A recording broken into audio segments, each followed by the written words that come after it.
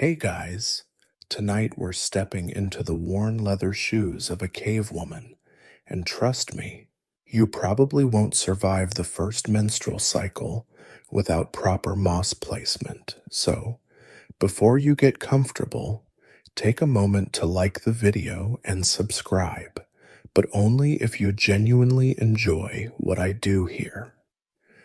Drop a comment with where you're watching from and what time it is there. I love seeing this community span the globe. Now, dim the lights. Maybe turn on a fan for that soft background hum. And let's ease into tonight's journey together. The cold hits you first. It's that bone deep chill that comes just before dawn, when the fire has burned down to embers and your fur blanket has shifted in the night.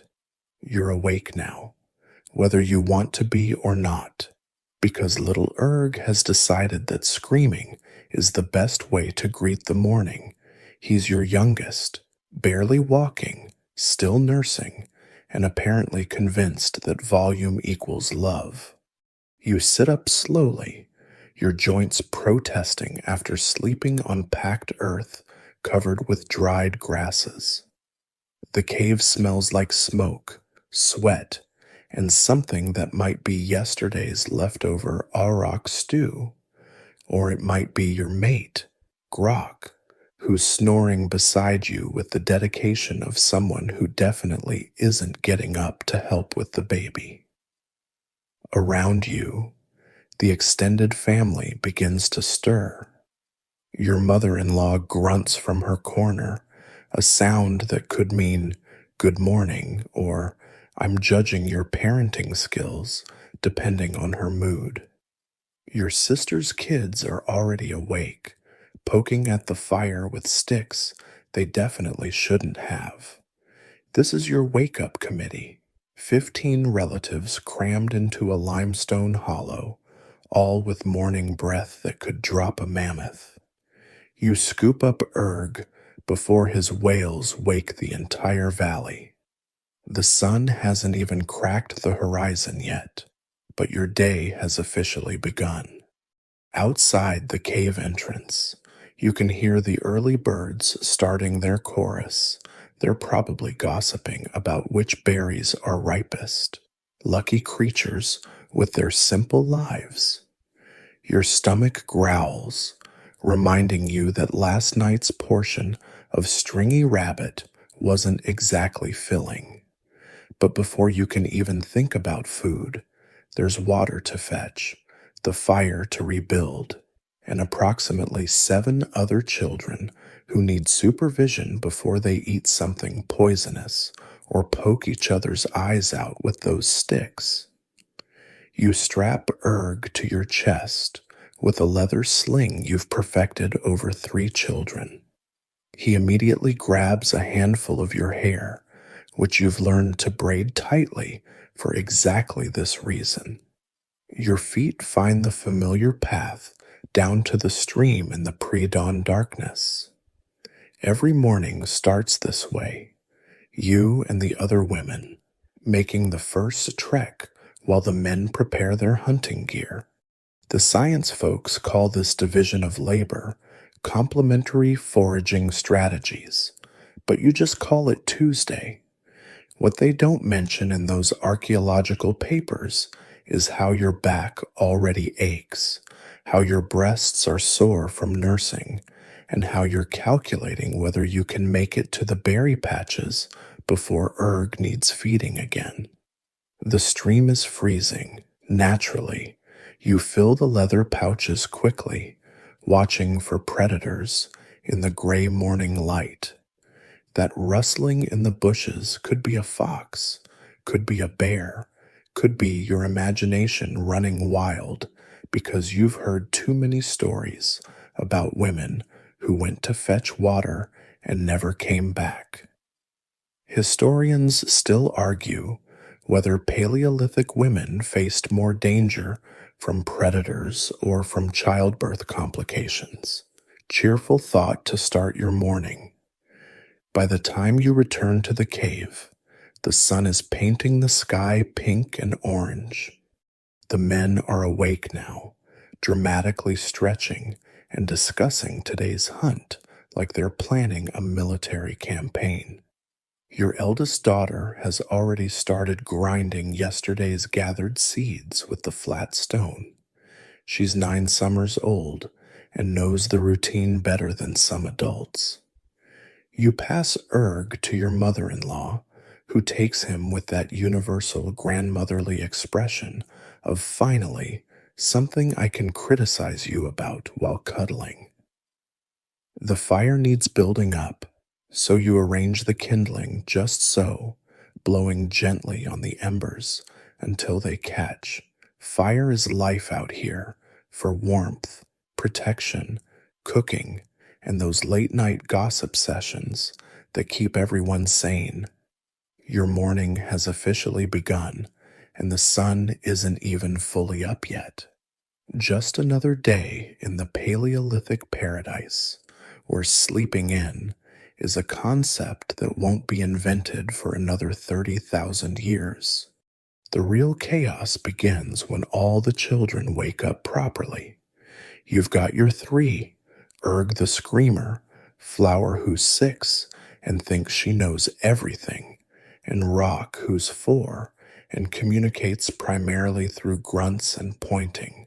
Add your sister's 5 kids, your brother's 2, and that random orphan the tribe adopted last winter, and you're looking at a small army of tiny humans who need constant supervision. You're the default daycare because you're still nursing, which apparently makes you the child whisperer in everyone's eyes. Your sister heads off to check her trap lines. She's always been better at catching small game than watching small humans. The men are still preparing for their hunt, which involves a lot of spear sharpening and chest thumping about who tracked the biggest deer last time. Mama, hungry, Rock announces, tugging at your leather skirt. You're already mixing water with ground seeds to make a paste that's about as appetizing as it sounds. Flower wrinkles her nose at it, but she knows better than to complain. You've taught her that picky eaters don't last long when winter comes. You set the older kids to their morning lessons while spooning mush into various small mouths. Everything here is education disguised as play. You hand Flower a stick and have her draw animal tracks in the dirt. She needs to recognize the difference between deer and predator prints.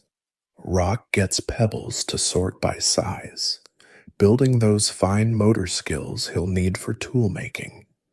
The 2 oldest boys are practicing with their mini spears, throwing them at a bundle of grass you've tied to look vaguely animal-shaped. Their form is terrible, but they're 8 and 10, plenty of time to improve before they join the real hunts. You correct their grip while bouncing Erg on your hip, multitasking like your survival depends on it, because it does. Story, one of your sister's daughters demands. You launch into the tale of the clever woman who outsmarted the cave bear, adding sound effects that make the children giggle. It's not just entertainment. Embedded in that story are real survival tactics, how to identify bear signs, which trees are easiest to climb, how to make yourself look bigger. Modern parents worry about screen time. You worry about whether these kids can identify which berries will kill them. You've created a whole song about it. Red and round, safe and sound, white and waxy, death and painy. It's not exactly Grammy material, but it sticks in their little heads. The anthropologists who study your life 40,000 years later will call this informal education and write papers about how knowledge transfer happened in prehistoric societies. They're not wrong, but they're missing the part where you're doing all this while preventing Rock from eating a beetle, stopping the boys from actually stabbing each other, and keeping Erg from crying loud enough to attract every predator in a 2-mile radius. You teach them to make cordage from plant fibers, their chubby fingers struggling with the twisting motion, Flower's getting good at it. She can make a decent length while you tell stories. These skills are survival, but they're also babysitting tools. Busy hands don't poke siblings or wander into the fire. The baby wearing technology of your time is actually pretty advanced. You've perfected a leather sling that distributes Erg's weight across your shoulders and back, leaving your hands fanned for the constant crisis management that is Paleolithic childcare. He nurses while you work, a skill you've mastered out of necessity. Historians still argue whether Stone Age children had toys. You could tell them, of course they did. That collection of smooth river stones, dolls, those sticks, everything from horses to spears to magic wands that turn annoying brothers into bugs. The clay by the riverbank, perfect for making tiny animals that'll dry in the sun. You're teaching Flower to track her moonblood time by making notches on a special stick. She's young still, but it'll come soon enough, and she needs to be prepared. Your mother taught you the same way, passing down knowledge that goes back generations uncounted. The morning progresses in controlled chaos. You've mediated 3 fights, kissed 2 scraped knees, prevented 1 near-drowning incident at the stream, and taught everyone a new verse of the berry song. Rock has progressed from grunts to 2-word sentences, mostly involving food or the need to pee. By midday, you're exhausted and the real work hasn't even started yet, but you've kept them all alive, taught them something useful, and nobody's been eaten by anything larger than a mosquito. In the Paleolithic parenting world, that's what you call a win. The children are finally settling down for the quiet time, sprawled on fur blankets like a litter of puppies. You allow yourself exactly 3 breaths of peace before starting the next task, because there's always a next task, and these tiny humans you're raising, they're the future of your entire species, even if right now they're just sticky-fingered chaos machines who think fart jokes are the height of comedy. The sun is high now, beating down on the rocky outcrop where you've set up today's kitchen. Your stomach rumbles as you survey the morning's haul, stringy rabbit from the snares, some questionable tubers that might be turnips' great-great-grandparents, and a handful of bird eggs your nephew found.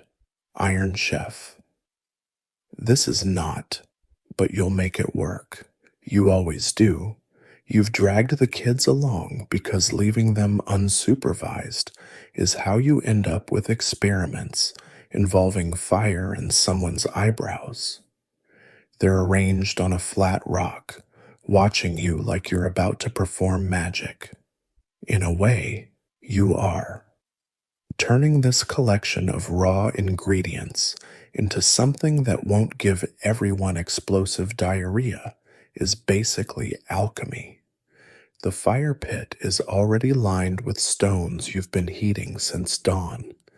This is your oven, your stovetop, your everything.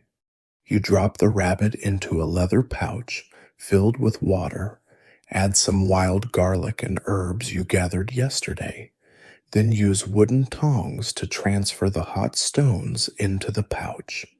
The water immediately starts bubbling. Stone soup, literally. Why rocks and water? Rock asks, living up to his name with his obsession. You explain while working, because education never stops. The hot stones cook the meat evenly without burning it, and the leather stays just below boiling temperature. It's physics, though that word won't exist for millennia. You just know it works better than holding meat over flames until it's charcoal outside and raw inside. The tubers need different treatment. You wrap them in wet leaves and bury them in the coals. The leaves steam them from inside, while the heat cooks them through. Your mother-in-law taught you this trick, though she'll never admit you've mastered it. She's watching from the cave entrance, probably critiquing your herb choices. Modern archaeologists get excited when they find evidence of complex food processing in prehistoric sites. You call it lunch. They've found grinding stones, roasting pits, and even evidence of fermentation. What they haven't found is the part where you're doing all this while a toddler tries to eat charcoal and your daughter asks 47 questions about why you can't just eat everything raw like bears do. You pull out your secret weapon, a flat stone you've been seasoning with animal fat for months.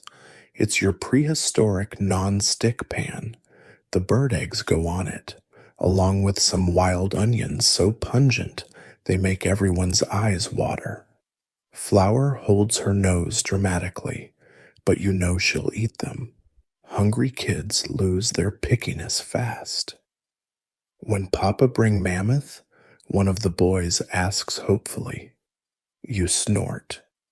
The last mammoth anyone saw was 3 valleys over, and the hunting party came back with nothing but stories and bruised egos. But you don't crush his dreams. Maybe today, you say, stirring the stone soup with a carved stick. The mainstream historical fact is that cooking transformed human evolution, allowing our ancestors to extract more calories and develop bigger brains. The quirky tidbit nobody mentions is that you're also the tribe's food safety inspector, chemist, and nutritionist rolled into one. That weird smell from the rabbit? You know it means it's on the edge. Better cook it extra long. Those mushrooms growing by the oak? Absolutely not, unless you want to spend 3 days believing you can talk to the spirits while violently emptying your bowels. You've developed a whole system for food preservation. Thin strips of meat dry on wooden racks, smoking slowly over a low fire. Berries mixed with rendered fat and dried meat make pemmican that'll last through winter. Seeds are stored in leather pouches, organized by type, because mixing them wrong can mean the difference between nutrition and nausea. The children are getting restless, so you give them jobs. Flour crushes herbs between 2 stones. She's old enough to know which ones are safe to handle. The boys take turns stirring the soup with exaggerated importance. Even Rock gets to arrange the cooked tubers on a flat bark plate, though his arrangement looks more like modern art than meal presentation. Historians still argue whether Paleolithic people had regular meal times or just grazed throughout the day. You could tell them it depends on what's available and how many screaming children need feeding. Today, you're doing both. A proper meal now, with dried fruit and nuts portioned out for later when someone inevitably claims they're starving to death mid-afternoon. The soup is ready, the tubers are steaming, and the eggs are, well, they're edible. You've transformed scraps into a meal that'll keep everyone functional until evening. Your sister returns from checking traps just in time, adding 2 scraggly squirrels to tomorrow's menu. She takes one look at your exhausted face and wordlessly takes over child watching while you finally sit down to eat. You chew slowly, savoring the gamey broth and trying not to think about how many more meals you'll need to conjure from whatever the land provides. 30,000 years from now, someone will find your grinding stone and write a paper about prehistoric culinary practices. They won't capture the reality.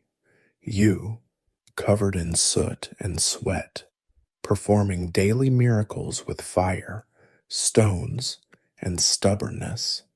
Your fingers are bleeding again.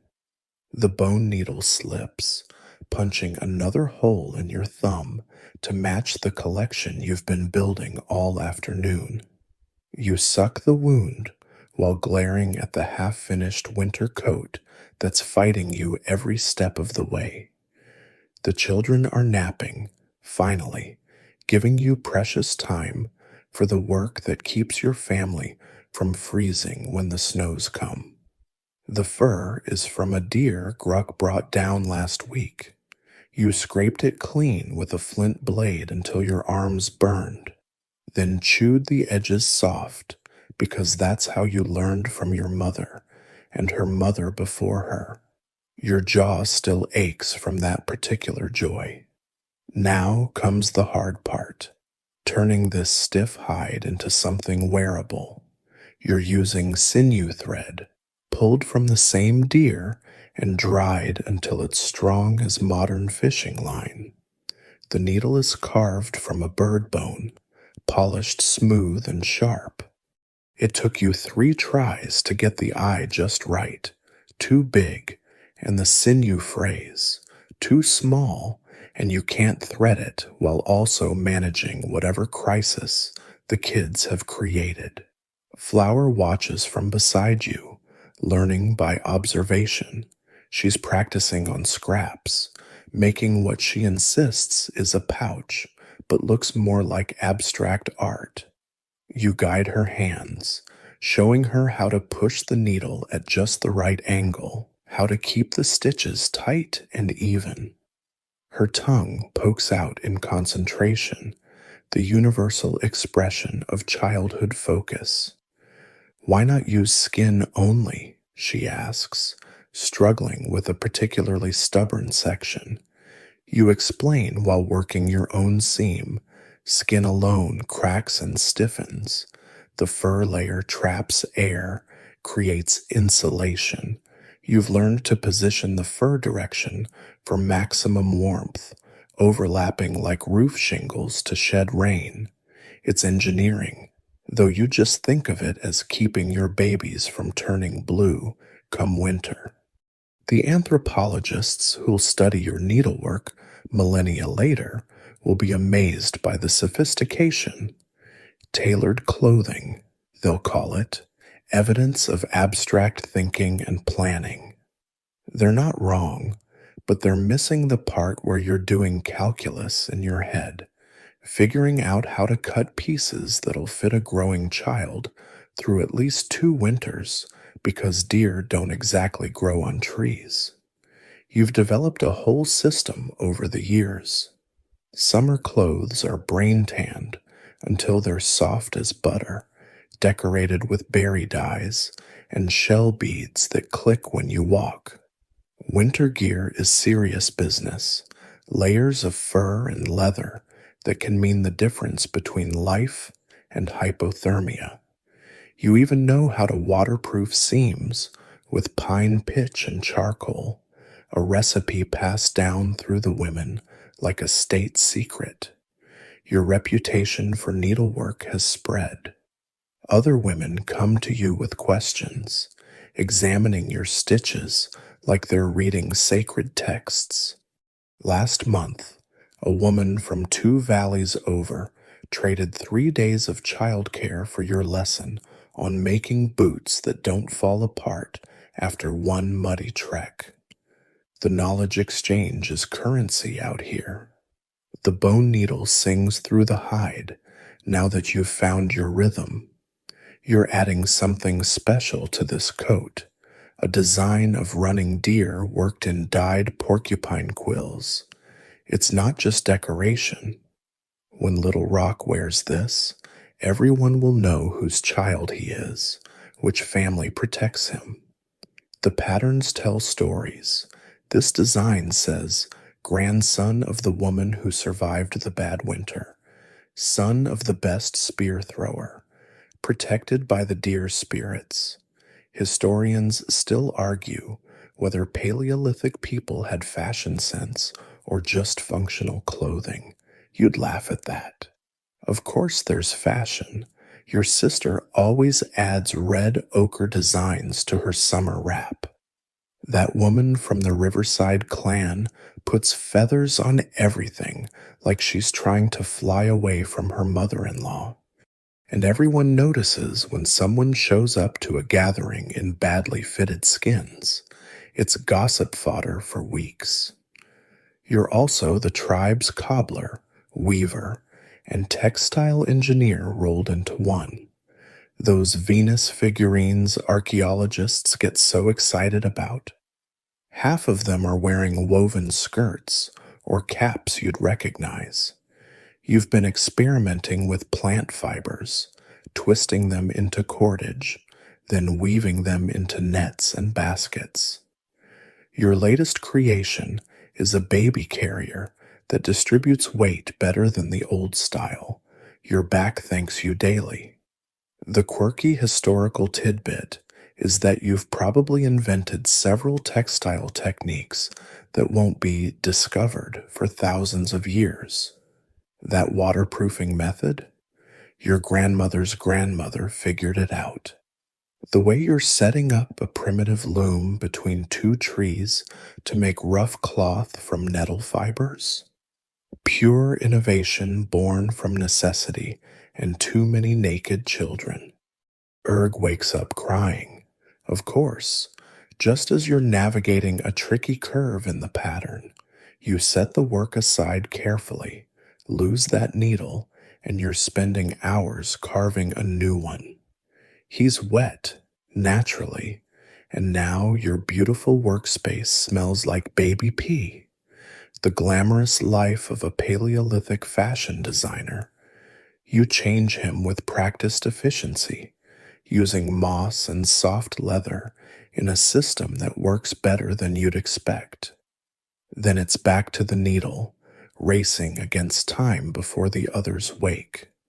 This coat needs to be ready before the weather turns, and you've still got mittens, boots, and a hat to make. Your fingers may be bleeding, but your children will be warm. In the arithmetic of survival, that's all that matters. The scream cuts through the afternoon heat like a flint blade. You're on your feet before your brain processes the sound, bone needle clattering forgotten as you run toward the commotion. It's one of your nephew's friends, clutching his leg where blood seeps between his fingers. The boys were climbing rocks they shouldn't have been climbing, and now you've got a medical emergency on your hands. You're the closest thing to a doctor this side of the mountain. No pressure. Your hands are steady as you pry the boy's fingers away to assess the damage. Deep gash, lots of blood, but no spurting. Good. No major arteries hit. You bark orders at the hovering children. Clean water, the leather pouch from your kit, fire for boiling. They scatter like startled birds, grateful for something to do besides gawk. Your medicine bundle is organized with the precision of a modern pharmacy. Dried yarrow for bleeding, willow bark for pain, honey for wound sealing. You learned from your aunt, who learned from her mother, back through a chain of women who figured out which plants help and which ones make you see dancing ancestors while your liver shuts down. You clean the wound with boiled water, ignoring the boy's whimpers. Sympathy comes later, Right now, you need to see what you're dealing with. The cut is clean, probably from the sharp edge of a broken rock rather than a jagged tear. That's good. Clean cuts heal better. You pack it with crushed yarrow leaves, their distinctive smell filling the air. Will he die? Flower whispers, watching with the morbid fascination of a child who's just realized mortality exists. Not from this, you assure her, though you're mentally running through the signs of infection you'll need to watch for. Red streaks moving up the leg, fever, the wound smell changing from bloody to sweet sick. You've seen wounds go bad, seen strong hunters reduced to fevered shells before death takes them. Not this boy, not if you can help it. The mainstream archaeological fact is that Paleolithic people had sophisticated medical knowledge. They've found healed fractures, evidence of surgery, even dental work. What they don't capture is you, right now, calculating whether you have enough honey to seal this wound properly or if you'll need to trade for more. The good stuff is expensive, a full deer hide for a small pot, but infection is more expensive. You mix a poultice with the precision of a pharmacist, calendula for healing, plantain for drawing out infection, comfrey to knit the tissues back together. The proportions matter. Too much comfrey and the surface heals before the deep tissue, trapping infection inside. Your aunt made you practice on rabbits until you could do it with your eyes closed. The boy tries to be brave as you apply the mixture, but tears leak from his eyes. You give him willow bark to chew, the prehistoric aspirin. It'll take the edge off the pain and reduce inflammation. You've calculated the dose by his size. Too much and his stomach will rebel.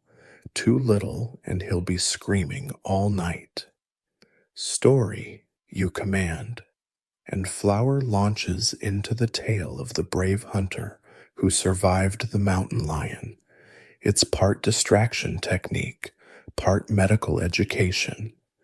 Embedded in that story are lessons about wound care, which plants to seek if you're hurt far from camp, how to recognize blood loss that needs immediate attention. Your reputation as a healer brings people from neighboring groups. Last moon, a woman traveled 2 days with a baby whose cough sounded like a bark. You recognized croup, treated it with steam and herbs, sent them home with instructions that probably saved the child's life. They paid in obsidian blades, the good ones from the quarry 3 valleys north. Historians still argue whether Paleolithic people understood contagion.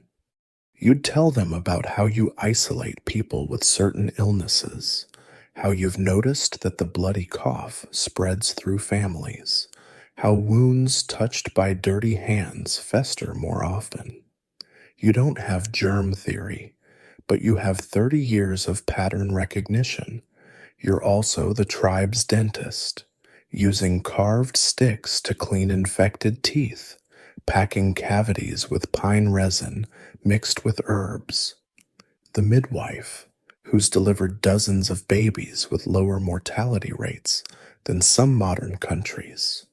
The psychiatrist, dispensing calming teas for anxiety and knowing which mushrooms help with the grief that threatens to consume people who've lost too much. The quirky tidbit is your experimental side. You're currently testing whether that mold that grows on stored nuts might help wounds heal. You noticed animals licking it when they're injured, and you've been carefully trying tiny amounts on minor cuts. The scientific method won't be formalized for millennia, but you're running controlled trials with the dedication of a researcher. The boy's color is better now, The bleeding stopped. You wrap the wound in soft leather, tie it with sinew, give his friends the lecture about climbing carefully that they'll ignore within days. His mother will need instructions for changing the dressing, watching for infection, keeping him from scratching the scab off. You clean your hands in the stream, already mentally cataloging what supplies need replenishing. Medicine is constant work, gathering, drying, storing, trading for what doesn't grow here. But when that boy runs past your cave next month, scar healing cleanly, alive because of your knowledge, that's worth every sleepless night you've spent memorizing which plants could save a life and which ones would end it. The shouting starts just as you're organizing your medicine stores. Two voices, rising in pitch, your brother-in-law and the man from the Oak Grove clan, arguing about hunting rights near the beaver dam. You sigh, setting aside the half-sorted herbs. Time to put on your other hat, tribal diplomat, marriage counselor, and keeper of the peace. You arrive to find them chest to chest, like angry roosters, surrounded by a growing crowd of spectators. Your brother-in-law's face is red as autumn berries, while Oak Grove man gestures wildly, nearly smacking a child who got too close. The issue, as far as you can untangle from the yelling, involves who has rights to hunt the meadow where the deer like to graze at dawn. Enough, you say, not loudly, but with the tone that made your children stop mid-tantrum. Both men turn to you, still bristling, but suddenly aware they're acting like spoiled boys in front of half the tribe. The crowd shifts, making space. They know what comes next. You're not the official leader. That's a concept that doesn't quite exist yet. But you're the one people come to when tempers flare, when families feud, when someone needs to decide whether that insult was worth bloodshed or just wounded pride. You've got the memory for who owes what to whom, which families are allied through marriage, whose grandmother's cousin saved whose great uncle from a cave bear 20 winters ago. Tell me, you say, settling cross-legged on a flat rock like you've got all day. From the beginning, the story unfolds in competing versions. Your brother-in-law's family has hunted that meadow for 3 generations. Oak Grove man's grandfather showed them the deer trail in the first place. Someone's cousin married someone's sister, creating obligations. A debt of 2 deer haunches from last winter may or may not have been repaid. It's complex social calculus, and everyone's watching to see how you'll solve it. Modern anthropologists call this egalitarian society with informal leadership, but that misses the intricate web you're navigating. Every decision sets precedent. Side too often with family, and you lose credibility. Be too harsh, and feuds fester. You need these people to cooperate come winter, when survival depends on sharing resources. You question both men, drawing out details. When did each family last take deer from that meadow? Who helped whom during the bad storm last spring? You're building a mental map of obligations and relationships that would make a modern social network analyst weep with envy. The crowd murmurs as you think, some offering helpful details, others definitely not helping by bringing up grievances from 5 winters ago. The meadow is rich enough for both. You finally declare, but not if you hunt it bare. And you propose a solution, alternating access by moon phase, with the caveat that whoever hunts must share with the other family if they take more than one deer. It's resource management disguised as social justice. Oak Grove man starts to protest, but his wife, smart woman, touches his arm. She sees what you're doing, creating reciprocal obligations that'll bind the families together rather than drive them apart. Your brother in law grumbles but nods. The crowd disperses, already gossiping about the decision. Crisis averted, for now. But your day as social architect is just beginning. A young woman approaches, tears in her eyes. She's supposed to marry a boy from the River Clan, but she's in love with someone else. The marriage would cement an alliance your group needs for access to the good fishing spots. You listen to her sob story while calculating political ramifications like some Stone Age Machiavelli. The mainstream historical fact is that Paleolithic societies had complex social structures despite lacking formal government. The quirky truth is that you're basically running a soap opera where the stakes include starvation and war. That girl's marriage choice could determine whether your grandchildren have protein next summer. You've developed strategies over the years. The convenient hunting trip when two men need to cool down before they kill each other. The accidentally public praise that reminds everyone why they need that difficult but skilled person. The strategic gift giving that creates obligations stronger than any contract. You're playing three-dimensional chess with people's lives and feelings. Historians still argue whether prehistoric people had an individual freedom or were bound by group needs. You'd laugh at the simplicity. It's both, always both. That girl will choose her husband, but you'll frame the choices so she picks what's best for everyone. You'll remind her how her aunt married for love and ended up isolated when his clan moved north. Plant seeds of doubt about her crush's reliability. Highlight the river boy's good qualities, and there are some. You've checked. By evening, you've mediated 3 disputes, prevented 1 feud from reigniting, and subtly rearranged 2 potential marriages to better serve the group's needs. Your head throbs from tracking all the social threads, but the tribe is peaceful. Tomorrow there'll be new conflicts, new alliances to forge or break. But tonight, everyone will share the communal meal without bloodshed, and that's victory enough. You return to your herb sorting. Finally, as the sun sets, your daughter helps, asking why people can't just get along.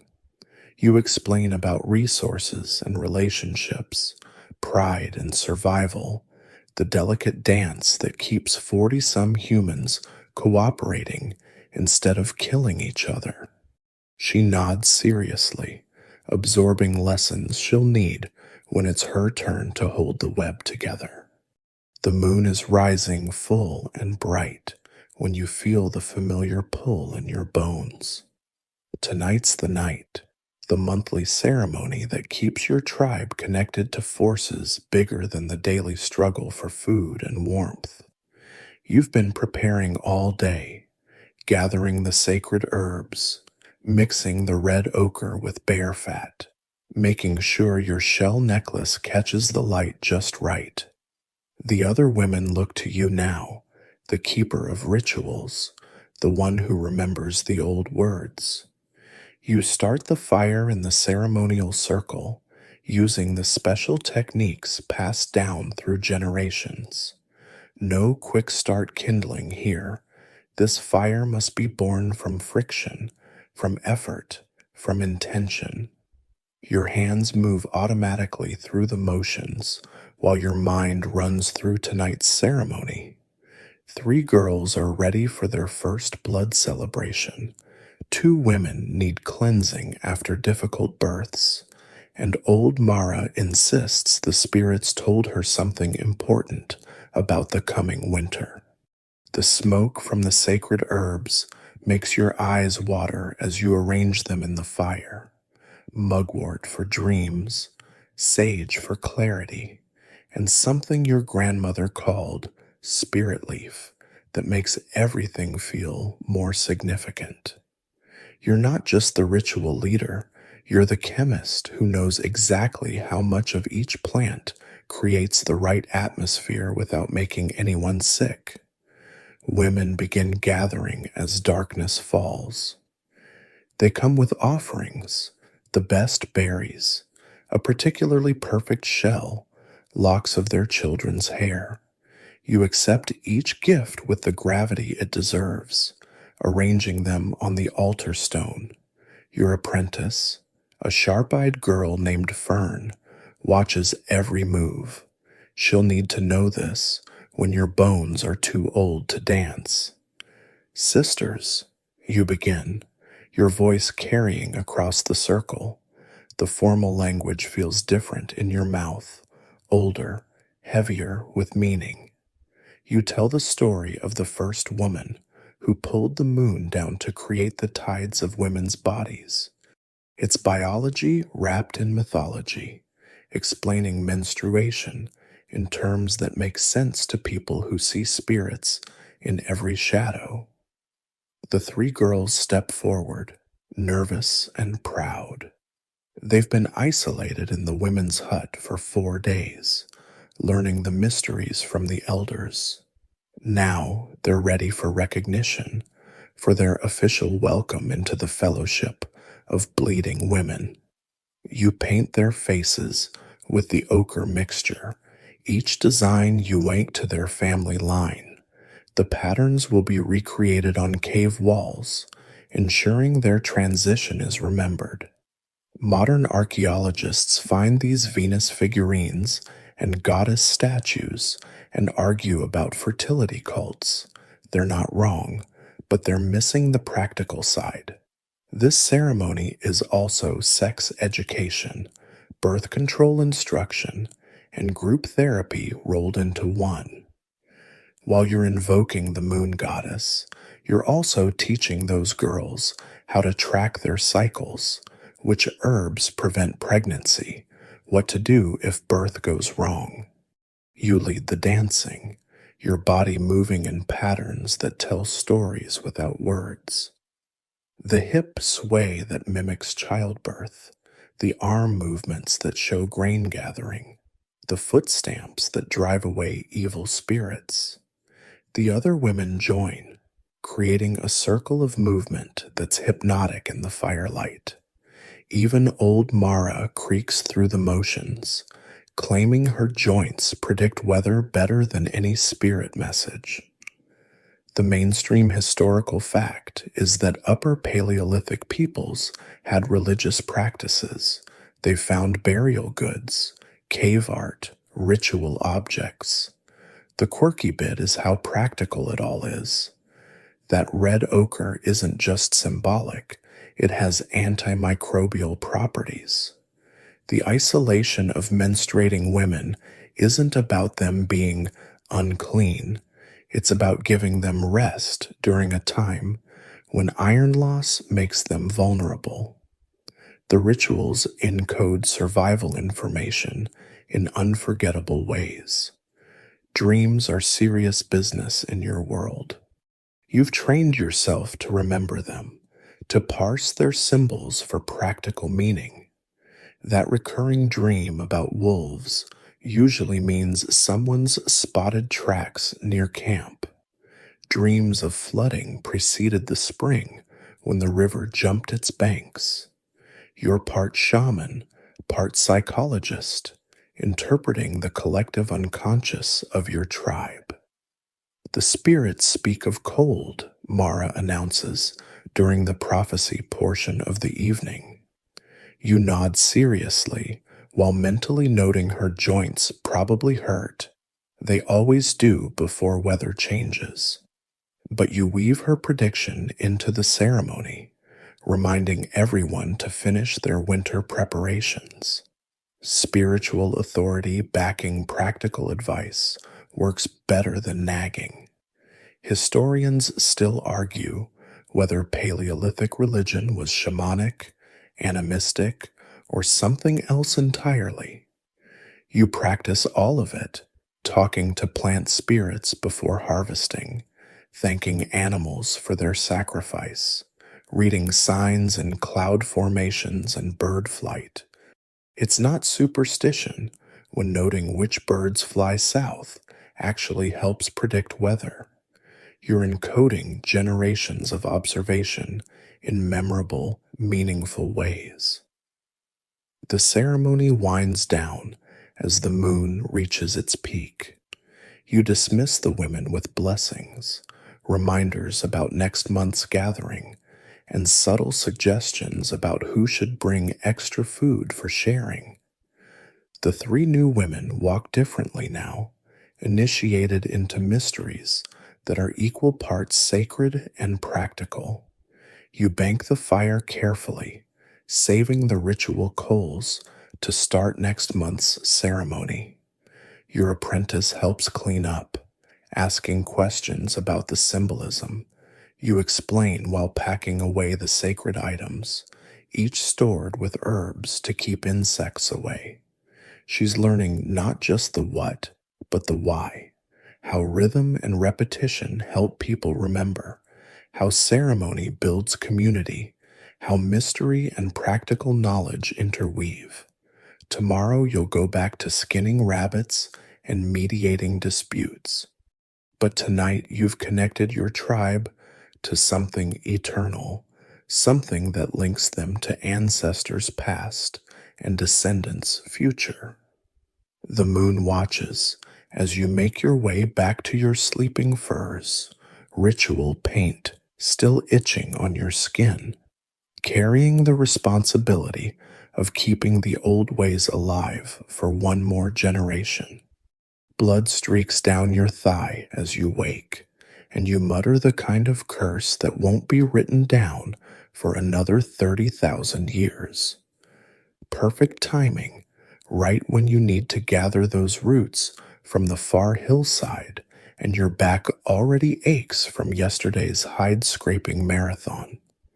You reach for your stack of moss, the soft, absorbent kind you collected last month, and fashion the prehistoric equivalent of a pad while calculating how many you'll need for the next 5 days. The cramps hit as you're securing the moss with leather strips. They're the deep, grinding kind that make you want to curl up in your furs and tell the world to fend for itself. But Erg needs feeding, the water still needs fetching, and those roots won't gather themselves. You chew a piece of willow bark, nasty stuff, but it takes the edge off, and get on with your day. Your society has rules about menstruating women, but they're more practical than the taboos historians love to discuss. You can't handle meat because blood attracts predators. You stay away from the hunting gear because stressed animals smell hormones. The isolation hut everyone gets excited about in anthropology papers. It's actually quite nice, a quiet space where you can bleed in peace without children climbing on you every 5 minutes. But you've got responsibilities that don't stop for biology. You strap Erg to your back, ignoring how the carrier presses against your bloated belly, and head to the communal work area. Your sister is already there, and one look at your face has her wordlessly taking Erg. Sister solidarity. She was in the hut last week, cursing the moon goddess with creative enthusiasm. Bad one? She asks, handing you the easier task of seed sorting while she takes over the heavy grinding. You nod, not trusting your mood to words. The younger women think you're exaggerating when you describe the cramps, the backaches, the general desire to murder anyone who looks at you wrong. They'll learn. Your body's been doing this dance for 25 winters, minus the pregnancies and nursing, and it doesn't get easier with age. The practical mechanics of Paleolithic periods are what anthropologists rarely discuss. You've perfected the art of the squat and change, developed a whole hygiene system involving rivers and carefully buried waste. Your leather skirts are dark colored for a reason, and you always keep spare moss in your gathering basket. It's not glamorous, but it works. You're mixing herbs for tonight's tea, raspberry leaf for cramps, nettle for iron, chamomile because you need something that doesn't taste like punishment. The knowledge of which plants help with which symptoms is encyclopedic, passed down through generations of bleeding women who figured out what works through trial and error. That mysterious herb your aunt swore by? Turns out it contains compounds similar to modern ibuprofen. The mainstream historical fact is that menstruation likely synchronized in small groups due to proximity and shared light exposure. The quirky detail is how this actually created a practical workforce rotation. When half the women are bleeding and irritable, the other half take over the heavy work. It's systematic support disguised as biological coincidence. Flower approaches with questions. She started her cycles just 2 moons ago and still figuring things out. You teach her the moss folding technique while explaining how to predict her next blood by moon phases and body signs. The sore breasts, the lower back twinges, the inexplicable urge to throw rocks at her brothers, all normal, all signs to start preparing supplies. Why we bleed, she asks, the eternal question. You explain the mainstream version about the moon pulling women's blood like tides, but also the practical truth. It means her body can create life. The blood is the nest that wasn't needed this month. She wrinkles her nose at the metaphor but accepts it. You don't mention how that fertile window calculation has helped you space your children and possibly saved your life by preventing too many pregnancies too close together. Historians still argue whether prehistoric women had fewer periods due to constant pregnancy and breastfeeding. You could tell them it varies. Your cousin has 6 living children and barely bled for 10 years. You've been more careful, using the knowledge of fertile days and certain herbs to manage your reproduction.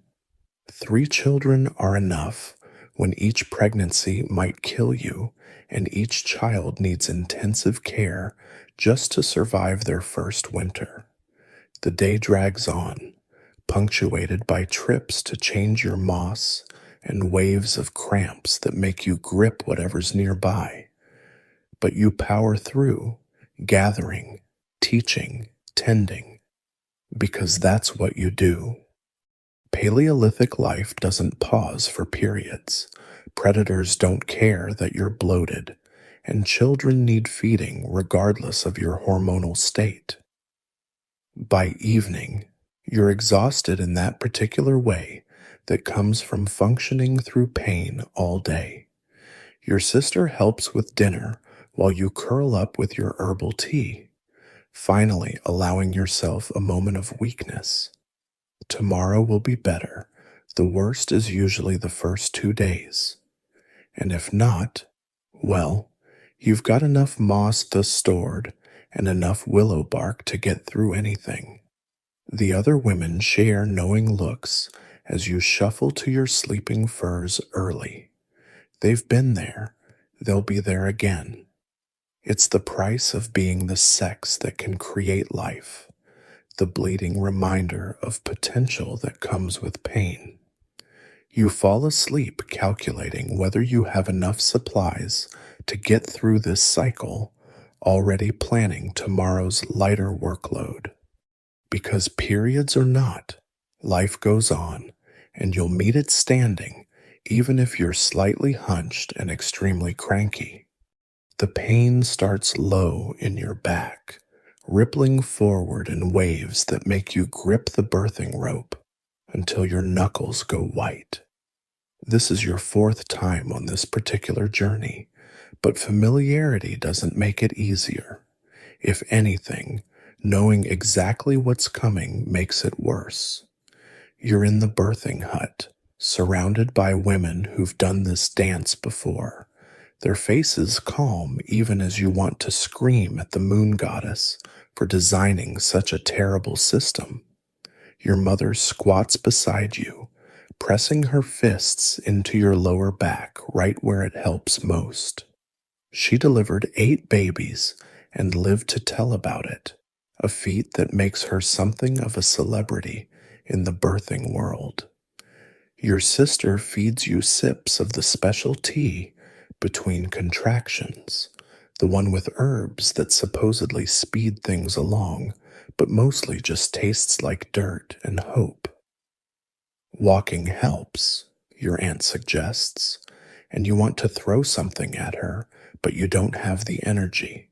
You've been walking for hours, stopping every few minutes to squat and moan through another wave. The baby dropped last week, making breathing easier, but walking an adventure in waddling. Now it's decided Toadies the day, whether you're ready or not. You've prepared everything according to tradition and practicality.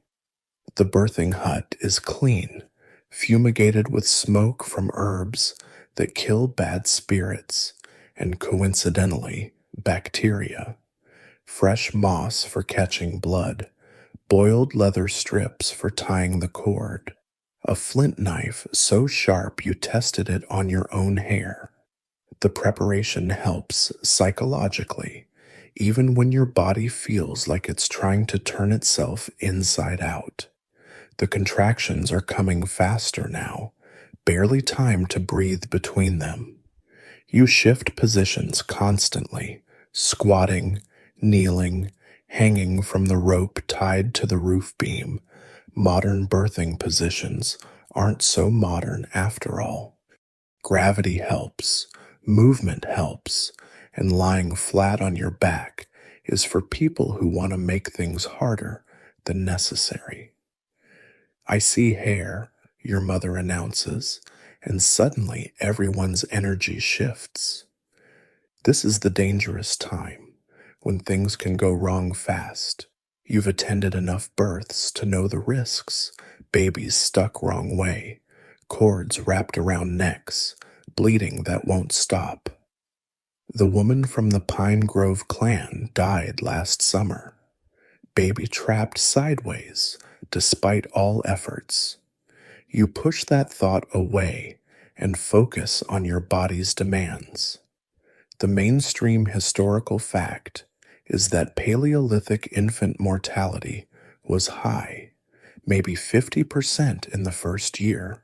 What they don't capture is the fierce determination of women like you, fighting for every baby's survival with knowledge accumulated over generations. You know to keep the cord pulsing until it stops on its own, to put the baby to breast and immediately, to deliver the afterbirth completely. Details that save lives. Push, breathe, push. The pressure is enormous, like your body is splitting along ancient fault lines. Your mother's voice guides you, calm and certain. She's caught dozens of babies, knows when to be patient and when to intervene. The quirky historical tidbit is that experienced midwives had better success rates than some modern hospitals, Experience counts when you can't rely on surgery. Then suddenly, release. A slippery rush, and your mother is lifting a squalling, messy miracle. Girl, she announces, already checking limbs and clearing airways with practiced efficiency. The baby's cries are strong, good lungs, good chance. You reach for her with shaking arms, this newest person who just rearranged your insides. She's perfect in that wrinkled, ancient way of newborns. You guide her to your breast while your mother deals with the cord, using the traditional method of waiting for it to stop pulsing before tying and cutting. The afterbirth comes with another set of contractions, uncomfortable but manageable after what you've been through. Your sister inspects it carefully, making sure it's complete. Rishon placenta kills. The other women clean you up with warm water and soft leather, pack moss between your legs to catch the bleeding. Normal bleeding, they assure you, not the scary kind. You know to watch for fever, for bleeding that soaks through too quickly, for signs that something tore wrong inside. But for now, you're alive, she's alive, and that's victory. Historians still argue whether Paleolithic women had help during birth or labored alone. You'd laugh if you had the energy. Of course, there's help. Species that let laboring females die don't last long. Your birth attendants have a collective centuries of experience. They know which positions help a stuck baby turn, how to stop excessive bleeding with pressure and herbs, when to manually help a placenta that won't come. The baby latches properly, another good sign. You'll stay in the birthing hut for a few days, resting and establishing feeding while protected from the chaos of regular life. The other women will bring food, take turns watching for problems, share their own birth stories with the mix of horror and pride that bonds all mothers. You name her river, for the water that broke like spring floods and the strength that carried you through. She'll need that strength in this world of predators and privation. But for now, she's warm and fed and alive, adding her voice to the countless generations who've made this same violent entrance into existence. Your mother smiles, the tired smile of someone who's successfully navigated another woman through humanity's most dangerous passage. Tomorrow there'll be celebrations, rituals to ensure the baby thrives, integration back into daily life. But tonight, you're just another mammal who's successfully reproduced, holding your young while your body slowly remembers how to be singular again. The moon goddess watches through the smoke hole, probably laughing at the elaborate system she designed. You're too tired to curse her properly, so you just hold River closer and drift into the exhausted sleep of the victorious. Your mind is a library without books, every shelf stocked with stories, songs, and survival wisdom that exists nowhere but in the space between your ears. At 42 winters, ancient by your people's standards, you're the memory keeper, the living Wikipedia of your tribe. Right now, you're drilling your apprentices on the lineages while your fingers absently weave basket patterns you could make in your sleep. Tell me the story of the Split River clan. You command young Fern, who straightens with the importance of being asked. She begins haltingly, and you correct her when she skips the middle brother who died in the bad winter, but whose children carry important alliances. Every name matters, Every connection could mean the difference between welcome and warfare when your people encounter strangers. You carry 47 complete family histories in your head, plus the abbreviated versions of allied clans going back 6 generations. The afternoon is designated for memory work, the most exhausting labor that looks like sitting around talking.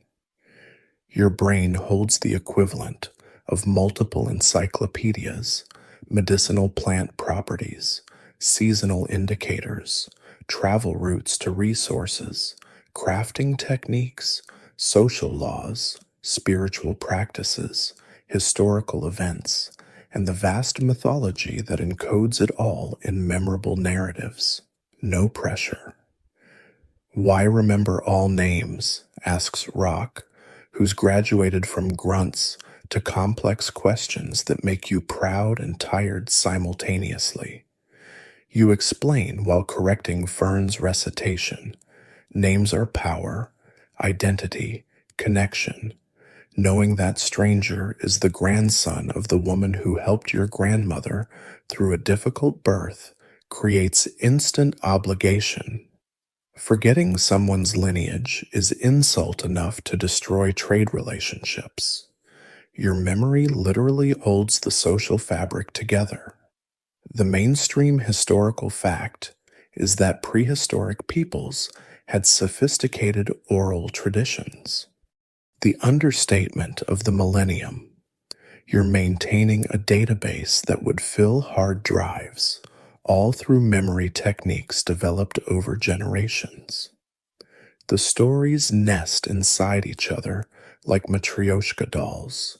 The healing herb narrative contains navigation information, contains seasonal markers, contains spiritual warnings.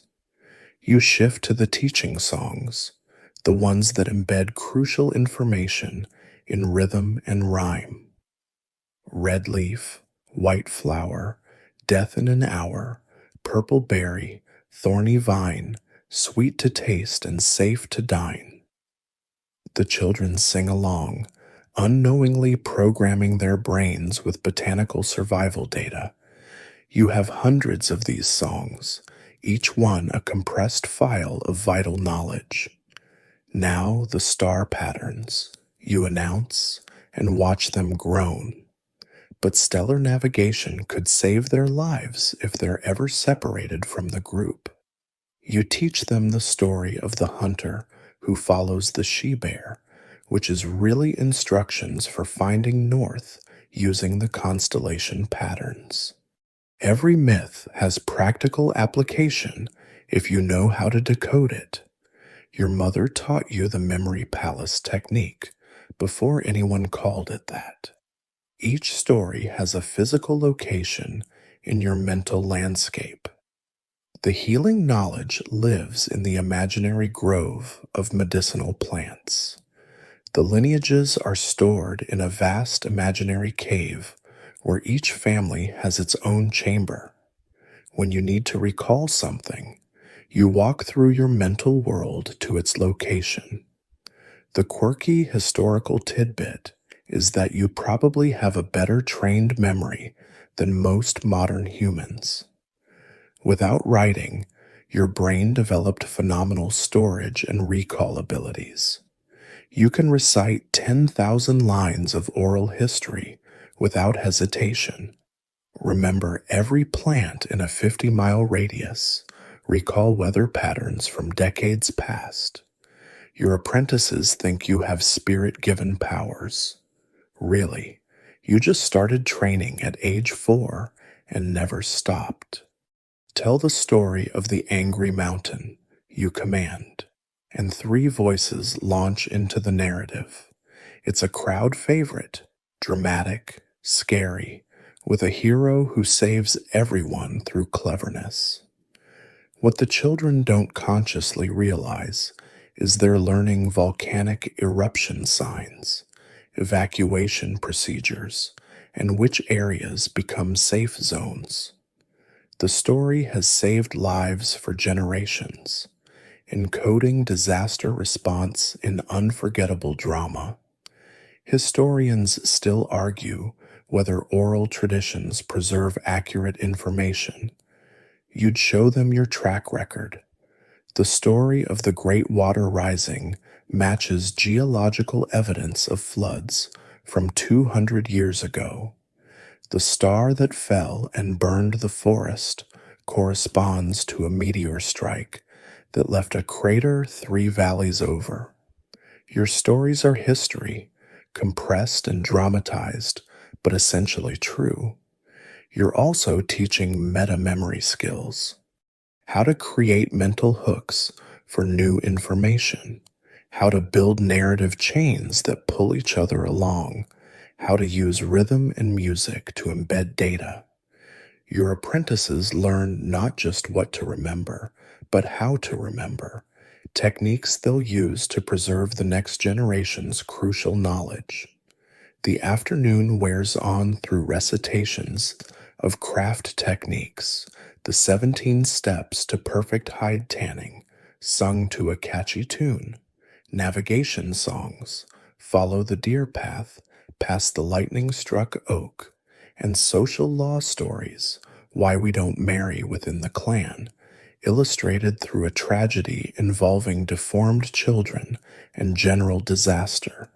Your throat is dry, but the knowledge transfer continues. What if we forget? Flower asks during a water break, the existential terror of oral culture hitting her. You explain the redundancy systems. Multiple people know each crucial piece. Stories cross-reference each other. The most vital information is embedded in daily activities. You can't forget how to find water when the path is part of your morning routine. But yes, knowledge is lost. Each keeper's death takes irreplaceable wisdom. That's why you're training 6 apprentices instead of the traditional 3. By evening, your brain feels like overworked muscle. You've corrected 18 recitation errors, taught 2 new medical songs, and added this year's events to the continuous historical narrative. Tomorrow you'll do it again, and the next day, until these apprentices can carry the complete cultural download of your people, because without you and others like you, 40,000 years of accumulated wisdom dies in a single generation. No pressure at all. The obsidian blade catches the morning light as you hold it up, checking for flaws. The trader from 5 valleys north watches your face, trying to read whether you're impressed or just being polite. You keep your expression neutral. Rule 1 of prehistoric commerce is never let them see you want something. This blade is gorgeous, napped with skill you rarely see, but he doesn't need to know that yet. Good edge, you admit, testing it against a piece of leather. It slices through like the leather isn't even there. But see this cloudiness near the base? Could snap under pressure. The trader's face falls slightly. He knows you're right. Obsidian is temperamental that way. You set the blade aside and examine his other offerings. Shell beads from the distant ocean, red ochre in leather pouches, and something that makes your heart skip, a perfectly preserved chunk of amber with an insect trapped inside. Your daughter would love that for her coming-of-age ceremony. What you want for these, you ask, gesturing casually, like you're doing him a favor by even considering his goods. He eyes your trade pile hungrily. You've laid out your best work. Winter fox pelts so soft they feel like clouds. Bone needles so fine they could pierce clouds. And your secret weapon, a pouch of the special tea that helps with birthing pains. Your grandmother's recipe, known to work when nothing else does. The pelts and the tea, he says immediately. Too eager. Amateur. You laugh. The kind that says, nice try, but I wasn't born yesterday. These pelts took 3 winters of perfect conditions. Fox doesn't grow this thick every year. The tea. You shake your head. Women come from 10 valleys for this tea. Saves lives. The negotiation dance begins in earnest. You both know the approximate values, but there's sport in the haggling. He points out the rarity of ocean shells this far inland. You counter with the fact that shells are pretty, but don't keep you warm when the snow comes. He mentions the amber's spiritual properties. You note that spirits don't fill empty bellies. The mainstream archaeological fact is that Paleolithic people had extensive trade networks, with goods traveling hundreds of miles. The amusing detail is that you're basically running a combination import/export business and artisan marketplace from your cave entrance. Your reputation for quality work brings traders specifically to you, bypassing other crafters. I'll add these, the trader says, pulling out a smaller pouch. Salt. Now he's playing serious. Salt is precious, necessary for preserving meat and healing wounds. Your poker face wavers slightly. You're almost out, and the nearest salt source is a 2-week journey. You examine the salt, tasting a few grains. It's good quality, not mixed with sand like some traders try to pass off, but you can't seem too interested. I suppose if you added the amber and half the shells. His turn to laugh. The dance continues. Other women have gathered, ostensibly working on their own crafts, but really here for the entertainment. Trade negotiations are better than any soap opera. Your sister catches your eye and makes a subtle gesture. She needs new cutting tools. You factor that into your calculations. Tell you what, you say, rearranging the goods.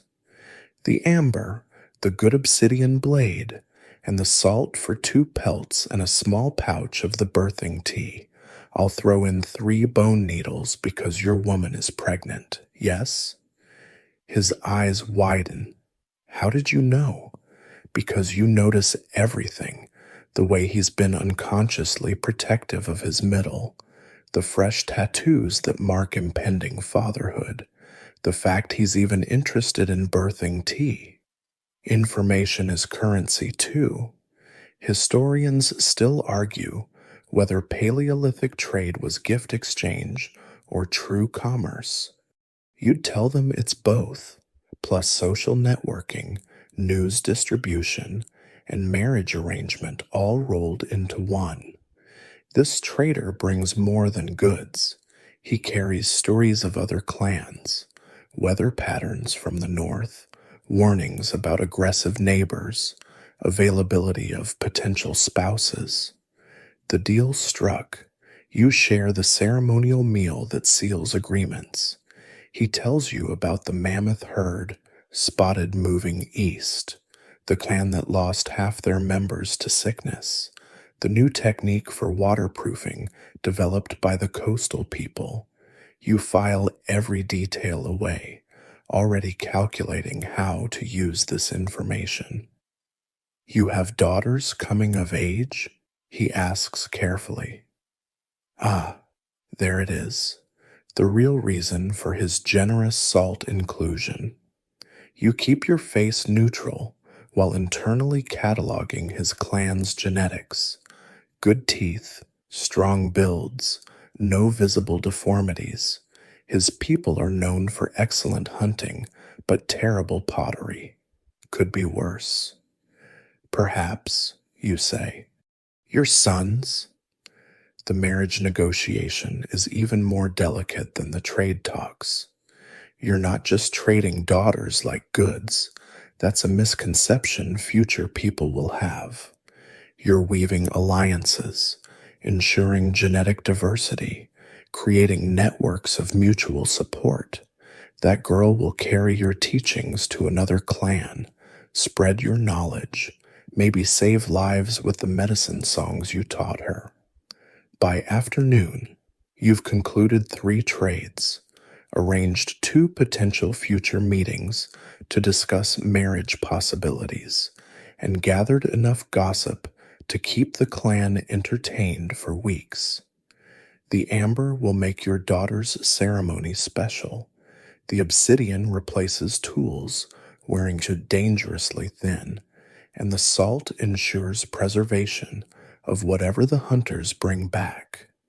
You're tired but satisfied, already planning how to distribute the shells among the women who helped make the pelts. Fair distribution keeps everyone invested in future trade preparations. Your mental ledger tracks who contributed what, who deserves which share, whose daughter might benefit from a shell necklace when the River Clan visits next moon. The trader packs up, promising to return in autumn with more southern goods. You've established a relationship now, built on fair dealing and mutual respect. He'll spread word of your quality work and honest trades. Your reputation extends further than you'll ever travel, carried on the lips of traders who know that dealing with you means good value and interesting negotiation. As he disappears down the valley path, you're already planning next season's trade goods. Those new waterproofing techniques sound promising, and if you can perfect them before others learn the method, well, innovation is the entrepreneur's best friend, even in the Paleolithic marketplace. The stars wheel overhead in their eternal dance, and you're reading them like a map spread across the darkness. Tomorrow begins the great movement south, and as the clan's chief navigator and seasonal interpreter, everyone's survival rests on your ability to decode the sky's messages. No pressure, just 43 lives depending on whether you've correctly calculated when the herds will move and the snows will come. You've been watching the signs for weeks. The way the morning mist clings longer to the valley, how the squirrels have gone into hoarding overdrive, the particular shade of yellow creeping into the birch leaves. Your body itself is a barometer. That deep ache in your left knee that only comes before significant weather changes has been throbbing for days. Time to move. See there, you tell your apprentices, pointing to where the hunter constellation has shifted. When his spear points to the mountain peak, we have 1 moon before the hard freeze. Maybe less if the geese agree. The geese are actually running late this year, which worries you. In 30-some years of watching, they've only been this delayed twice, both times before brutal winters. You've already advised packing extra preserved food, just in case the journey takes longer than usual. Your reputation for weather prediction gives your words weight. Last year, you called the early thaw within 2 days. The practical preparations are staggering. Every possession must be evaluated, crucial for survival, worth the wait, or leave it behind. You're overseeing the packing strategies developed over generations. Heavy items distributed among the strongest carriers, delicate goods wrapped in fur, food supplies calculated down to the handful. The margin for error is exactly 0. Why not stay? Asks one of the children, the same question every generation asks. You explain while sorting dried meat into travel portions. The herds move south, following their own ancient wisdom. The plants here will sleep under snow until spring. The river will freeze solid enough to walk on, but not flow. Stay, and you starve or freeze. Move, and you follow life itself across the landscape. Your mental map covers hundreds of miles of territory. Every water source, shelter cave, good hunting ground, and dangerous passage is cataloged in your mind. You know where the river narrows enough to cross safely, which valleys trap cold air and should be avoided, where edible plants grow even in late autumn. This knowledge, accumulated over a lifetime of migrations, is irreplaceable. The mainstream historical fact is that Paleolithic people were nomadic or semi-nomadic. The underappreciated detail is the incredible sophistication required for these movements. You're not wandering randomly. You're following routes refined over millennia, timed to natural cycles with NASA-level precision, all without written records or instruments. You gather the clan for the final planning session. The map exists only in your words as you describe the route. First, to the double oak where the rivers meet, then follow the sunrise edge of the water for 2 days until the red cliff appears. Each landmark triggers the next in a mental chain that can't afford weak links. The weather signs are accelerating. This morning, ice filmed the water containers for the first time. The elderly feel it in their bones, literally, as old injuries ache with approaching storms. You make the call, leave tomorrow, ready or not. Better to arrive early at the winter grounds than get caught by the first blizzard. Historians still argue whether these movements were desperate flights or organized relocations. You'd laugh at the former idea while checking your lists for the 100th time. This is a choreographed dance with nature, every step planned. The pregnant women will ride the few pack animals, the elderly who can't make the journey. Well, they've already made their peace with staying behind. It's understood, if not spoken. The quirky historical tidbit is your backup navigation system. Beyond stars and landmarks, you use subtle cues most people miss. The way certain mosses grow on rocks, indicating direction, how water sounds different approaching rapids versus calm pools, the specific smell of limestone caves versus granite overhangs. Your whole sensory system is tuned to navigation. Packing continues through the night. You're triple checking the medicine bundle. Can't afford to leave the anything crucial behind when the nearest replacement is 3 valleys and a prayer away. The children are excited despite the hard travel ahead. For them, it's adventure. For you, it's a logistical nightmare requiring perfect execution. What if snows come early? Your daughter asks, helping pack the birthing kit. She's practical, that one. You show her the emergency protocols, which ravines offer shelter, how to build snow caves, where cached supplies from previous years might still be good. Every journey has contingencies built on contingencies. You've survived 2 early blizzards, 1 flash flood, and that memorable year when the entire clan had to detour around a massive forest fire. Adaptability is survival. The stars fade as dawn approaches, and you haven't slept. Too much depends on getting this right. You do final rounds, checking each family's pack load, ensuring the weakest have support partners, confirming everyone knows the first day's route. Your knee throbs insistently. The weather is coming faster than expected. By full sunrise, the clan is ready. 43 souls, trusting your ability to read the world's signals and guide them safely to winter grounds. You take point with the other navigators, already scanning for the subtle trail marks left by previous passages. Behind you, the clan stretches out in a line, carrying their entire world on their backs.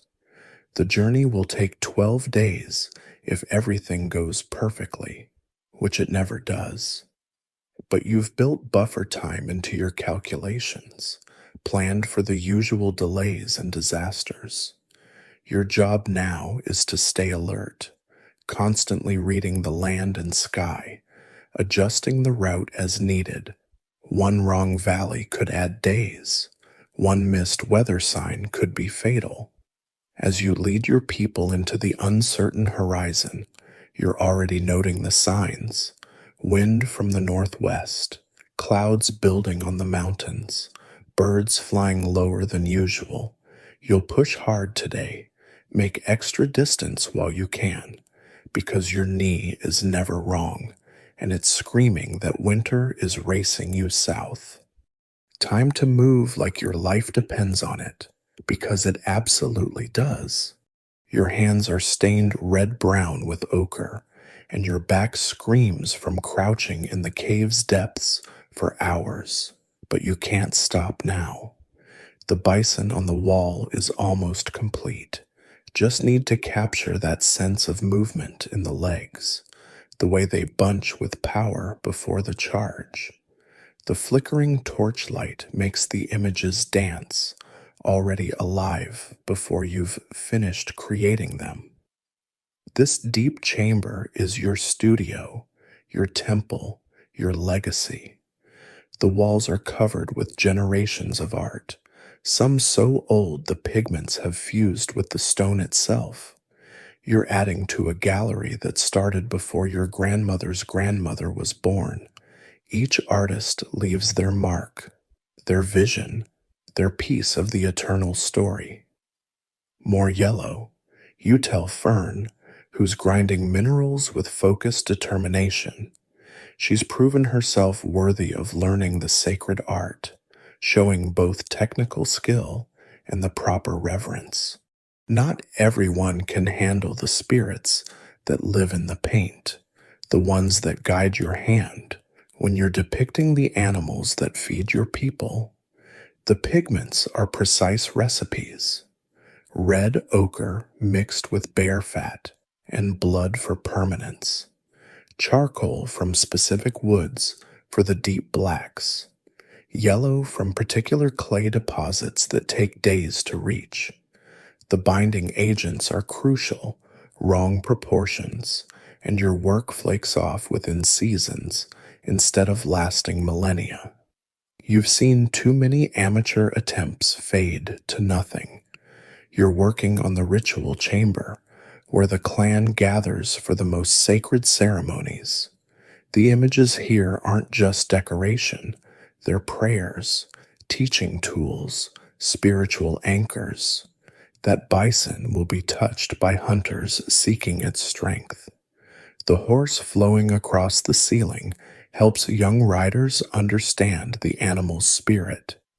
The handprints, negative space, created by blowing pigment around splayed fingers, mark the presence of everyone who's entered this holy space. The mainstream archaeological fact is that Paleolithic cave art represents humanity's earliest artistic traditions. The part they're still figuring out is how sophisticated you actually are. This isn't graffiti or idle decoration. You're using advanced techniques, perspective, movement, utilizing the cave's natural contours to create three-dimensional effects. That bulge in the rock becomes a bison's shoulder. The crack transforms into a spear wound. Why hands? Fern asks, adding her own print to the wall after completing her grinding work. You explain while mixing the next color. Hands are identity, proof of existence, connection across time. Your great aunt's handprint is here, smaller than yours, but unmistakable with that crooked little finger. When you place your hand over hers, you're touching across death itself. These prints say, I was here, I was real, I mattered, in a way that outlasts memory. The fertility symbols come next. Future archaeologists will call them Venus figures and argue about their meaning, but you know exactly what they represent. Women's bodies as sources of life, painted with reverence and anatomical accuracy, breasts, vulvas, pregnant bellies, the sacred geometry of generation. You're painting instructions for midwifery, celebrating successful births, creating focal points for women struggling to conceive. Your style is distinctive. Other artists in neighboring clans use different techniques, and you can identify their work instantly. Running River Clan favors flowing lines. Mountain people use more geometric patterns. You've developed a way of suggesting movement with repeated lines that makes your animals seem to run across the stone. It's your signature, recognized and respected across the region. Look, you tell Fern, holding the torch at just the right angle. The bison herd you painted last winter suddenly appears to move, shadows shifting with the light to create animation. This is intentional. You've positioned each animal to take advantage of the cave's geography and the play of firelight. During ceremonies, when multiple torches flicker, the whole wall comes alive. Historians still argue whether cave art was shamanistic, hunting magic, or purely aesthetic. It's all of those and more. You're encoding information. That deer with the unusual antlers marks where the herds gather in autumn. The fish swimming up the wall shows the salmon run timing. Abstract symbols record successful hunting strategies, celestial events, clan histories. It's Wikipedia painted on stone. The quirky tidbit is your tools. You've developed brushes from horsetail hair, hollow bird bones for precise pigment and application, and scrapers that create texture effects. Your scaffold system of logs and leather allows you to reach the ceiling safely. This isn't amateur hour. You're a professional artist with a workshop Michelangelo would recognize. You're also experimenting with new techniques. Lately, you've been creating hand stencils with different colors blown in layers, producing a three-dimensional effect. You've discovered that certain cave formations echo sound in ways that enhance the viewing experience. Paintings positioned where chanters would stand during ceremonies, their voices making the images pulse with power. When I paint? Fern asks eagerly, watching you add final touches to the bison's eye, that spark of life that transforms pigment into spirit. You consider she's skilled enough for practice walls, but the sacred chambers require more than technique. She needs to understand the weight of permanence, the responsibility of creating something that will outlast everyone living. These images will speak when your bones are dust. They'll teach children not yet born about animals that might no longer exist. The session ends when your ochre runs low. You'll need to make another gathering trip soon, taking Fern to show her where the best pigments hide. For now, You step back and examine your work. The bison is perfect, powerful, present, practically breathing in the torchlight. Your signature mark goes in the corner, a small spiral that says, "I created this." As you pack your tools, you notice Fern touching the older paintings reverently, already understanding their power. Good. She'll carry this forward when your hands are too old to hold the brush steady. The gallery will continue growing, layer upon layer of human expression, an unbroken chain of creativity stretching back into darkness and forward into forever. The wailing starts before dawn, piercing through the morning mist like a flint blade through hide. Old Mara is gone. You knew it was coming. She'd been talking to ancestors only she could see for days now, but knowing doesn't soften the blow. She was the last who remembered the journey from the far northern lands, the keeper of the oldest stories. And now that library has closed forever, you're already moving, gathering the sacred ochre and the grave goods while organizing the response in your head. Death might be common in your world, but it's never routine. Each person who passes takes irreplaceable knowledge with them. And Mara knew which stars the ancestors followed during the Great Migration. That navigation route is now lost to time. The Death Hut sits apart from the main camp, close enough for care, but far enough to contain any evil spirits that might linger.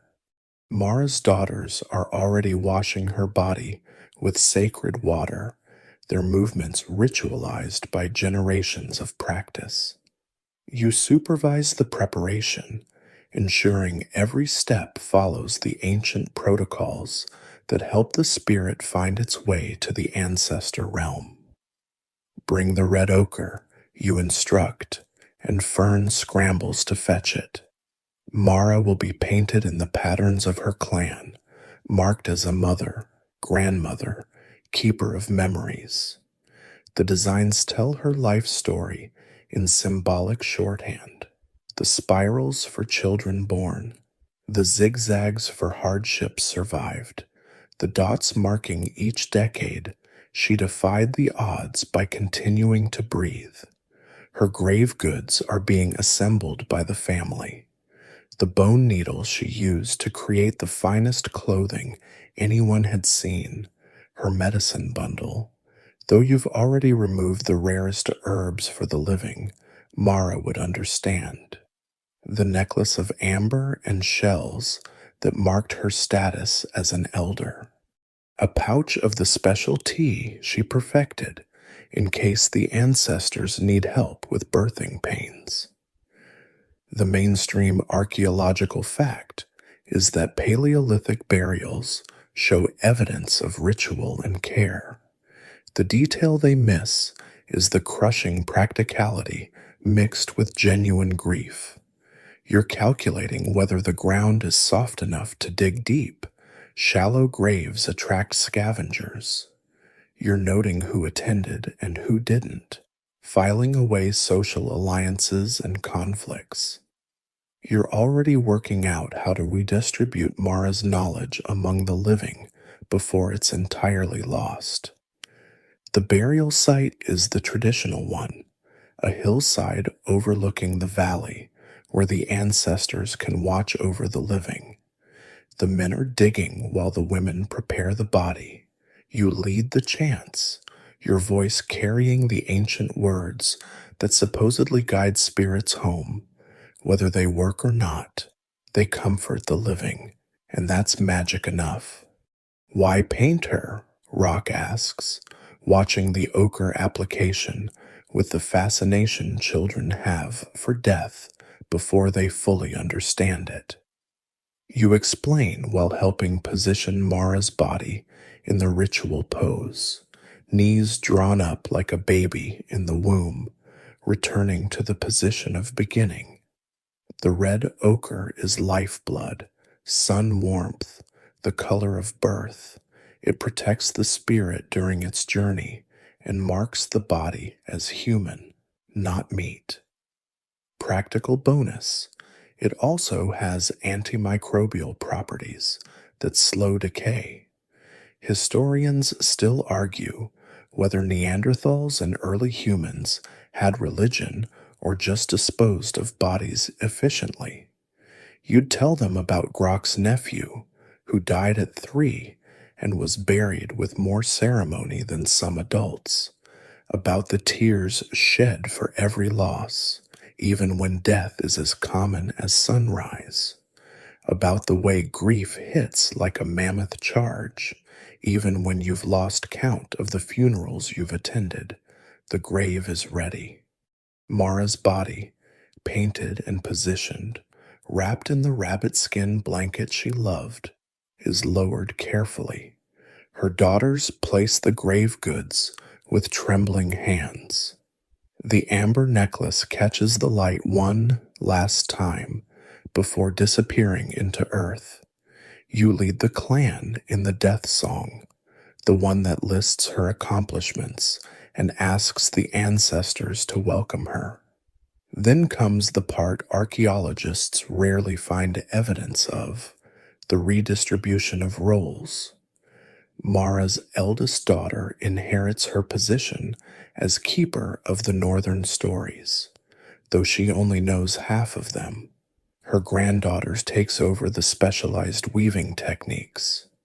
You claim her knowledge of star patterns, what little you managed to learn before her mind started wandering.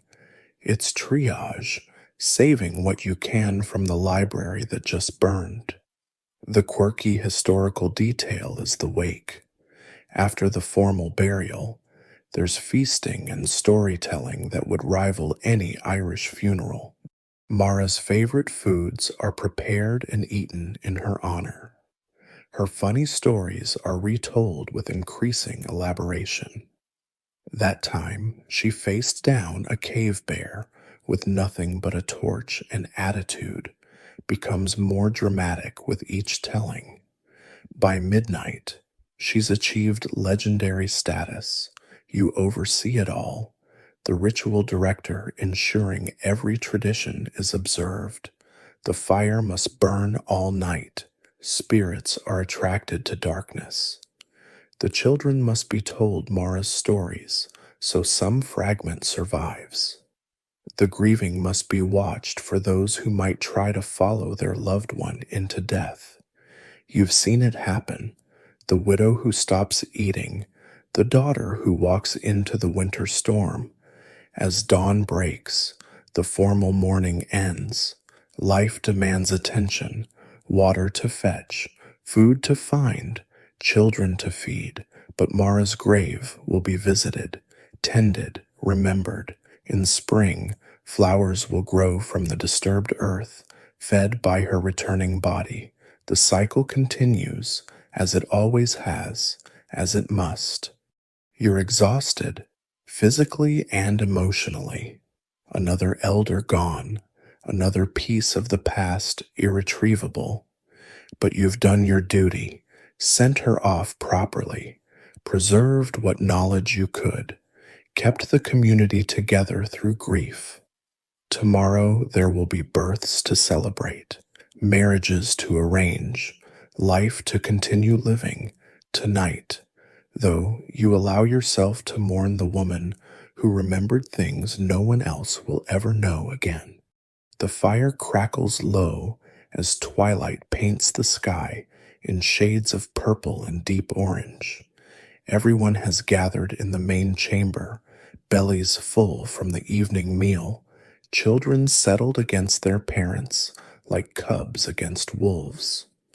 This is your time, your stage, the moment when you transform from tired middle-aged woman to the voice of the ancestors, the keeper of stories, the one who bridges the gap between what was and what is. Tonight, you begin. your voice dropping into the special register that signals story time. I tell you of the winter that ate the sun, when your great great grandmothers saved us all with wisdom and courage. The children's eyes widen, even the adults lean in, though they've heard this tale countless times. You know the power you wield here. These stories shape minds, transmit values, encode survival information in packages so compelling they'll be repeated for generations. You're not just entertaining, you're programming the cultural DNA of your people.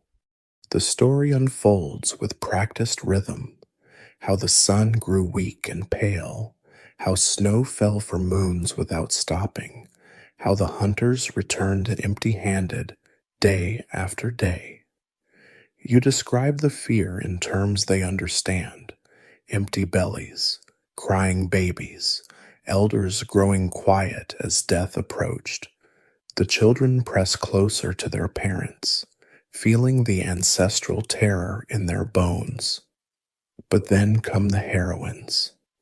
Three sisters who remembered the old stories, who knew where to dig for roots that survived beneath the frozen ground. You act out their discovery, making your voice crack with cold, showing how their fingers bled from digging through ice. The audience is transfixed, living the story through your performance. "What roots?" asks a young voice, right on cue. You smile internally. This is how it works. The story creates questions. Questions create learning opportunities. You describe the roots in detail, where they grow, how to identify the leaves in summer so you can find them in winter. You're teaching botany disguised as adventure, survival wrapped in narrative, so engaging they'll never forget it. The mainstream historical fact is that oral traditions were how knowledge passed between generations.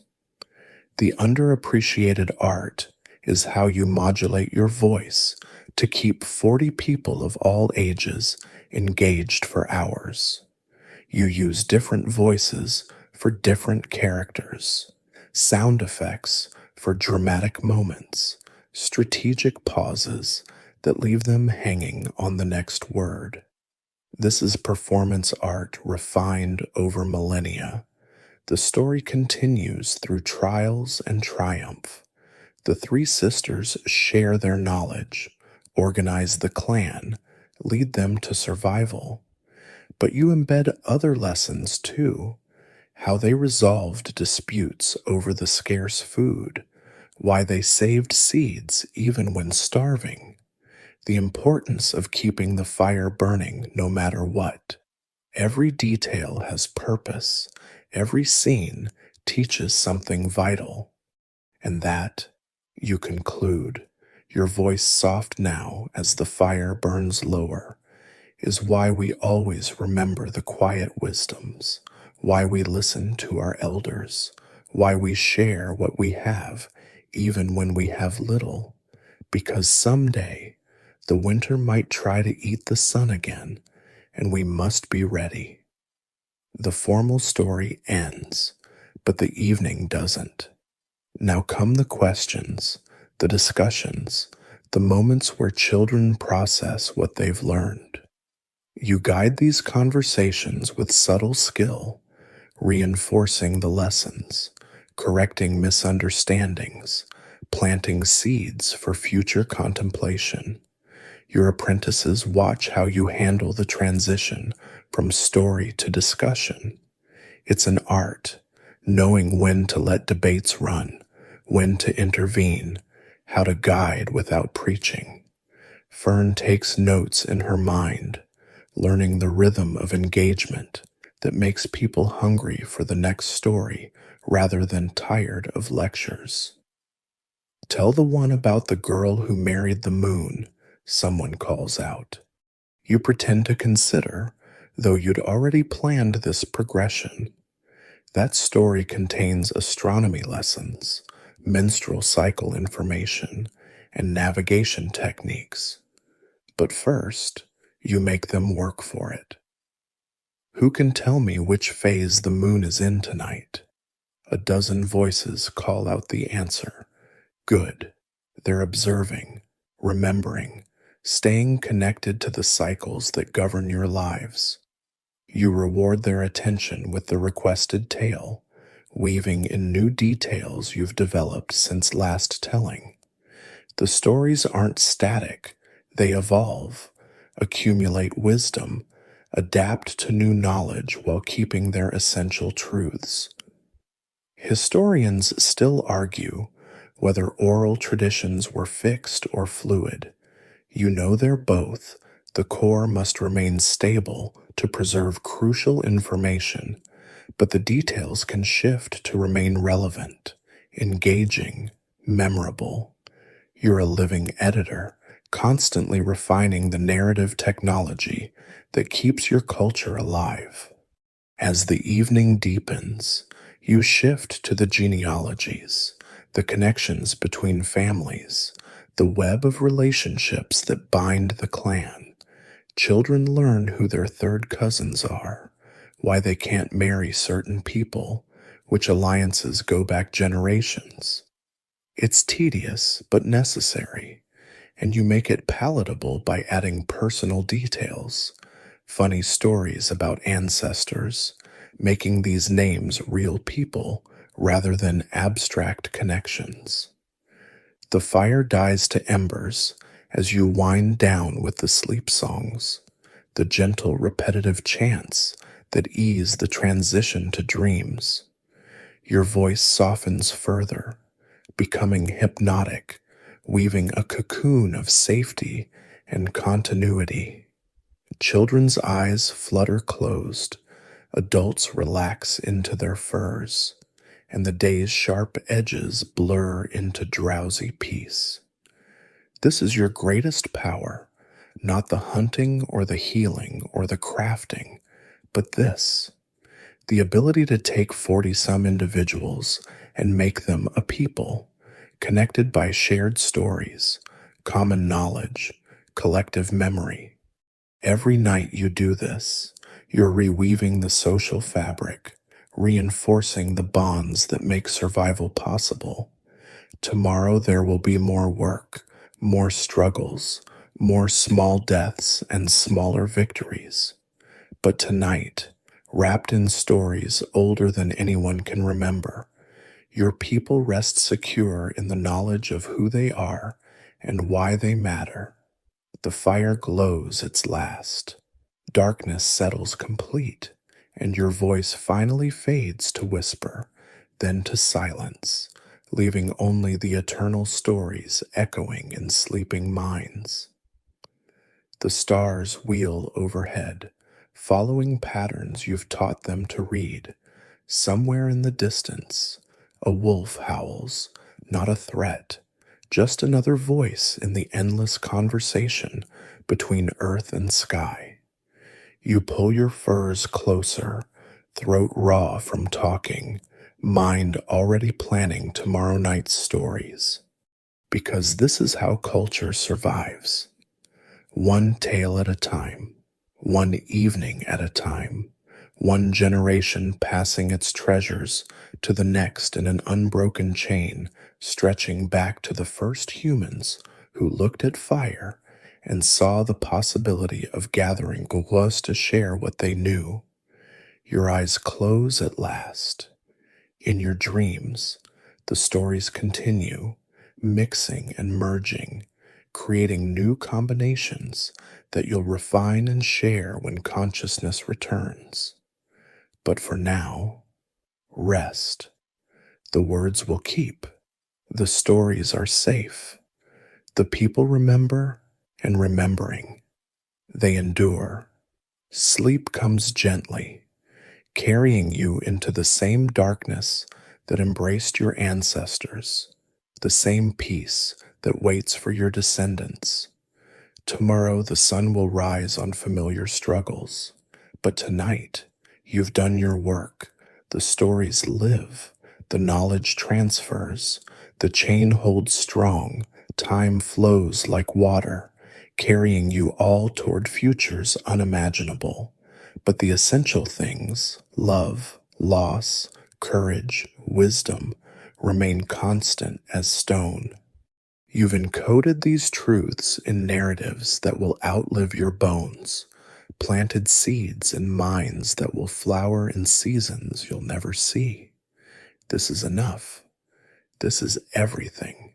This is how humans became human, one story at a time, one voice carrying across the darkness to say, we were here, we mattered, we remembered.